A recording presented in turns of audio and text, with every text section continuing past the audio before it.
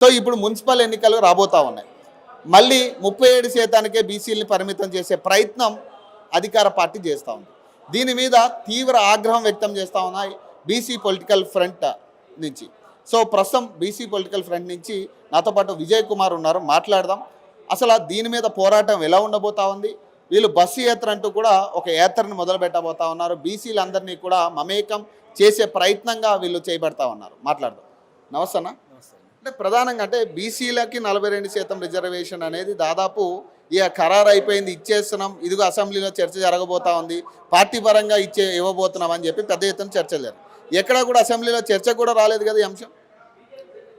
ఇప్పుడు నిన్నగాక మొన్న క్యాబినెట్ కూడా జరిగింది. అసెంబ్లీ 12 రోజులు జరిగినా చర్చ లేదు. క్యాబినెట్ జరిగి ఎన్నికలకు పోతామన్న సందర్భంలో కూడా ఇక్కడ చర్చ లేదు.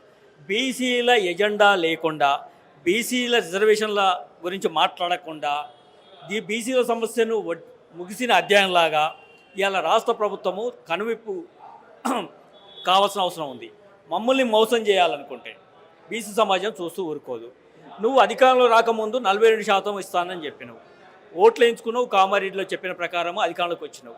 వచ్చిన తర్వాత బీసీ సమాజం అంతా గగ్గోలు పెడితే, బోర్డన్ చేస్తే, అసెంబ్లీలో అన్ని పార్టీల అభిప్రాయాలు తీసుకుంటా ఉన్నాను, కులగణన చేస్తా అని చెప్పావు, కులగణన కోసం 150 కోట్లు ఖర్చు పెట్టారని చెప్పావు, లెక్కలు తీస్తానని చెప్పావు, ఒక డెడికేషన్ కమిషన్ ఇస్తానని చెప్పావు, తర్వాత జీవో తీసుకొచ్చినావు, ఆర్డినెన్స్ పేరు మీద తీసుకొచ్చినావు. ఇవన్నీ తంతాంగం చేసిన నువ్వు 42% రిజర్వేషన్కి ఎక్కడ కూడా కట్టుబడి చట్టబద్ధత చేసినట్టుగా కనపడలేదు. తర్వాత ఏం చేసావు? ఇది నా చేతుల్లో లేదు, కేంద్ర ప్రభుత్వం చేతిలో ఉంది, పార్లమెంట్లో చట్టం చేయాలని చేతులు దుప్పుకున్నావు. మేము మొదటి నుంచి అదే చెప్తా ఉన్నాం. తమిళనాడు తరహా రిజర్వేషన్లు ఇక్కడ రాష్ట్రంలో అమలు కావాలంటే 9వ షెడ్యూల్లో మాత్రమే చేర్చగలిగితేనే వస్తాయి. కోర్టులను అనవసరంగా లాగుతూ ఉన్నారు, కోర్టులతో సంబంధం లేదు. చట్టసభలో చట్ట సవరణ, రాజ్యాంగ సవరణ ద్వారా 243 ఆర్టికల్ ప్రకారము 9వ షెడ్యూల్లో చేర్చినప్పుడు మాత్రమే రిజర్వేషన్ అమలు అవుతామని మొదటి చెప్తాం. ఆ ప్రక్రియ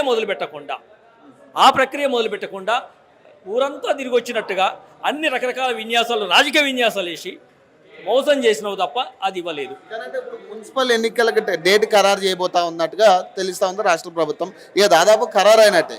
మళ్ళీ అదే 37% మిమ్మల్ని ఖరారు చేసే ప్రయత్నం చేస్తూ ఉన్నారు. మరి దీన్ని మీరేం చెప్తారు? దీనికి అంటే ఈ 42% రాకపోతే మళ్ళీ మున్సిపల్ ఎన్నికల్లో కూడా యథాతథిగా జనరల్ స్థానాల్లో మీరు పోటీ చేయబోతా ఉన్నారా బీసీ?